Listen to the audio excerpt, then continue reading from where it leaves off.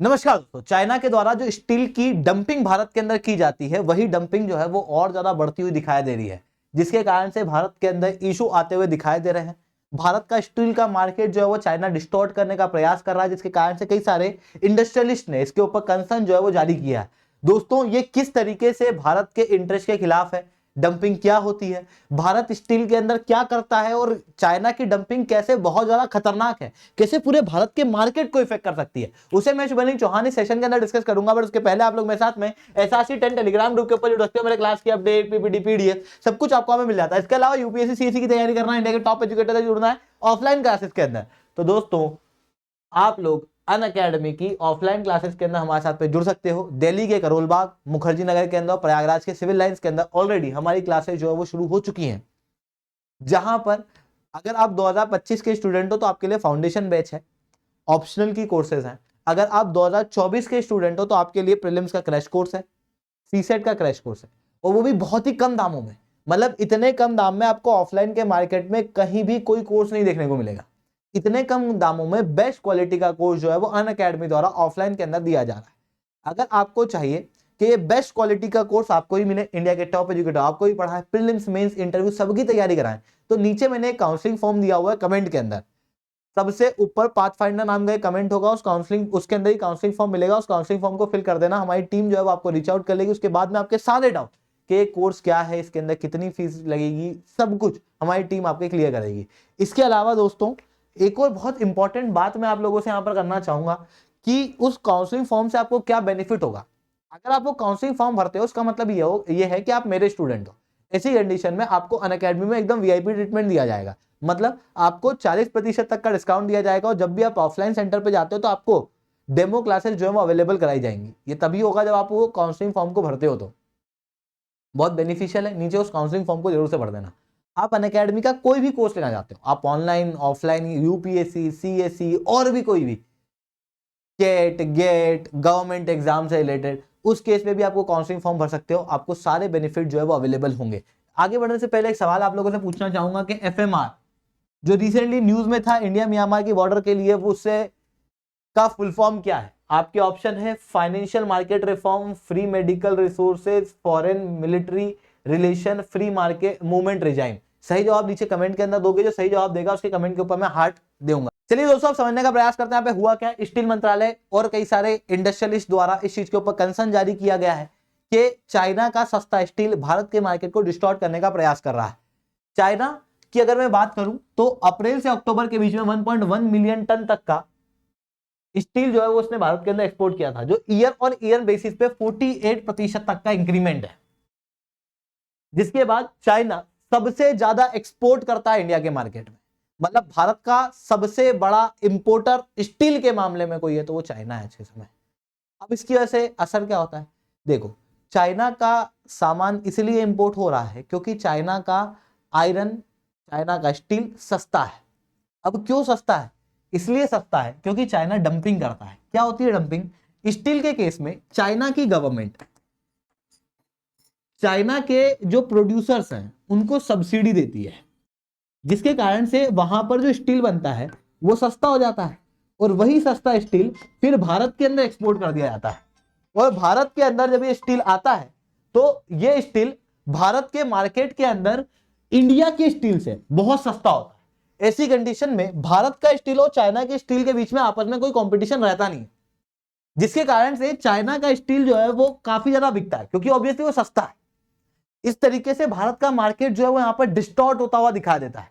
अगर मैं नंबर में बात करूं, आंकड़ों में बात करूं, तो चाइना का जो स्टील है उसकी कॉस्ट 609 मैक्सिमम है, मिनिमम $564 प्रति टन और मैक्सिमम $609 प्रति टन। वहीं भारत का जो स्टील है उसकी प्राइस शुरू ही होती है $660 पर टन से, जिसके कारण से चाइना का सस्ता है, भारत का महंगा है, क्योंकि चाइना जो है वो क्या कर रहा है, डंपिंग कर रहा है भारत में। ऐसी कंडीशन में आप खुद मार्केट में निकलोगे, आप देखोगे अच्छा एक स्टील का प्राइस इतना है, दूसरे का इतना है, तो आप दूसरा लोगे जो सस्ता होगा, जो चाइना का है, क्वालिटी सेम है, स्टैंडर्ड सेम है। तो ये दिक्कत हम लोगों को देखने को मिल रही है। अब इसकी वजह से बड़े पैमाने पे क्या दिक्कत होगी, इसकी वजह से बड़े पैमाने पे ये दिक्कत है कि इसकी वजह से क्या हो रहा है, भारत दूसरे नंबर पे है चाइना पहले नंबर पे है स्टील के प्रोडक्शन में, दोनों ही खूब प्रोडक्शन करते हैं। पर चाइना का स्टील भारत के मार्केट में आता है, हम लोग कॉम्पीट नहीं कर पाते हैं, भारत के मार्केट में बिकता बहुत है, भारत का स्टील कम बिकता है, जिसके कारण से आने वाले समय में स्टील का प्रोडक्शन फिर कम होने लगेगा, क्योंकि बिकेगा कम, लोग इस सेक्टर के अंदर आना कम चाहेंगे। दूसरा, स्टील का प्रोडक्शन ऐसा कोई छोटा मोटा प्रोडक्शन नहीं है, इसके अंदर ना बहुत लेबर लगता है, ऐसी कंडीशन में बहुत लोगों को एम्प्लॉयमेंट मिलता है। एम्प्लॉयमेंट क्यों डायरेक्ट असर पड़ेगा? चाइना सब्सिडी क्यों दे रहा है? चाइना के सब्सिडी देने का कारण ही है उनकी कंपनियों को, क्योंकि स्टील बनाने में लेबर लगता है, लेबर से क्या होगा, लोगों का एम्प्लॉयमेंट क्रिएट होगा, इस कारण से चाइना सब्सिडी दे रहा है। पर भारत में वो नहीं हो पा रहा है, जिसके कारण से भारत के खुद के मार्केट में क्या होगा, स्टील नहीं बिकेगा। इंटरनेशनल लेवल पे कंपटीशन तो छोड़ो, डोमेस्टिक मार्केट में कंपटीशन नहीं हो पाया, जिसके कारण से भारत का इंपोर्ट स्टील का बढ़ेगा, एक्सपोर्ट कम होगा। अब आप देखो कि 2015-16 के बाद भारत ने अपने प्रोडक्शन को बढ़ाया, जिसके बाद हम लोग नेट एक्सपोर्टर बन गए थे स्टील के केस में। इस बार नवंबर के महीने में हम लोगों को देखने को मिला कि भारत ने एक्सपोर्ट किया 4 मेट्रिक टन तक का स्टील, पर इंपोर्ट किया 4.3 मेट्रिक टन। कहां से? चाइना से। जिसके बाद में जो नेट एक्सपोर्टर थे जिस सेक्टर में, अब हम लोग वापस उसके नेट इंपोर्टर हो गए। ये इशू हम लोगों को देखने को मिल रहा है, जिसके कारण से कई सारे इंडस्ट्रियलिस्ट जो है वो कह रहे हैं कि यार चाइना के ऊपर कोई ड्यूटी व्यूटी लगाओ। एंटी डंपिंग ड्यूटी तो हम लोगों ने कुछ स्टील के प्रोडक्ट पे लगाई है, सब पे नहीं लगाई है। Some Chinese steel product has this anti dumping duty for 5 year.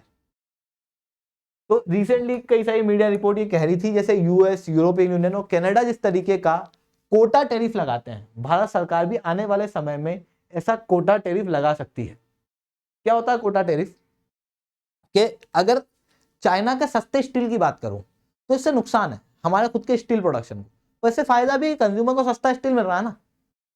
पर बहुत ज्यादा कंज्यूमर वही स्टील लेंगे तो फिर दिक्कत आने लगेगी। तो ऐसा करो कि दोनों के बीच का रास्ता निकालो, कि एक लिमिट सेट कर दो जहां तक कोई एक्स्ट्रा ड्यूटी नहीं लगेगी। मान लो 100 मेट्रिक टन तक का ही इंपोर्ट हम चाइना से करेंगे, जिसके तक कोई ड्यूटी नहीं लगेगी, इसके ऊपर कोई ड्यूटी नहीं लगेगी, या फिर जो मिनिमम ड्यूटी लगती है वही लगेगी। इसके ऊपर अगर इंपोर्ट होता है तो एक्स्ट्रा ड्यूटी लगाई जाएगी। तो इसे हम लोग क्या कहते हैं? कोटा टैरिफ। वही एंटी डंपिंग ड्यूटी क्या होती है? एंटी डंपिंग ड्यूटी होती है जैसे चाइना क्या कर रहा है, उसके स्टील प्रोडक्ट्स के ऊपर सब्सिडी दे रहा है, सस्ता सामान भारत के अंदर आ रहा है, तो क्यों ना हम लोग भारत की बॉर्डर पे ही एक और टैक्स लगा दें, जिसके कारण से चाइना का सामान फिर महंगा हो जाए और भारत के अंदर आए, जिसके कारण से जो फेयर कंपटीशन है वो भारत के अंदर हो सके। तो ये चीजें जो है वो करने का प्रयास यहाँ पर किया जा रहा है। I hope anti dumping duty और कोटा टैरिफ ये दोनों आप अलग अलग समझ गए होंगे इनका मतलब क्या है। ठीक है, एंटी डंपिंग ड्यूटी कुछ प्रोडक्ट पे लगी है और कोटा टैरिफ जो है वो लगाने की बात की जा रही है आने वाले समय में लगभग सारे स्टील के प्रोडक्ट पे, क्योंकि चाइना एकमात्र देश नहीं है ना, वियतनाम का भी सस्ता स्टील भारत के अंदर आ रहा है, तो वो चीज भी हम लोगों को यहाँ पर देखने को मिल रही है। आई होप इतनी बातें आप लोगों को क्लियर होंगी। लेक्चर अच्छा लगा हो तो लाइक करना, लेक्चर बहुत अच्छा लगा हो तो नीचे एसासिडेंट कमेंट करना। यूपीएससी सीएससी की तैयारी करना, इंडिया के टॉप एजुकेटर से ऑफलाइन क्लासेस के अंदर पढ़ना बहुत अच्छा मौका है दोस्तों। ऑफलाइन सेंटर अनअकैडमी के खुल चुके हैं, क्रैश कोर्स केवल 20,000 में सीसेट का, और प्रीलिम्स का क्रैश कोर्स केवल 25,000 में। 22 जनवरी से बैचेस शुरू होने वाली है। नीचे काउंसलिंग फॉर्म मैंने दिया हुआ, उसको फिल आउट कर देना, जिसके बाद हमारी टीम आपको रीच आउट करेगी और आपके सारे डाउट इस चीज से रिलेटेड क्लियर कर लेगी। ठीक है, ये वीडियो है, इसको देख लेना, हमारा सेंटर किस तरीके से दिखता है, क्या क्या बेनिफिट आप लोगों को यहाँ पे मिलेंगे।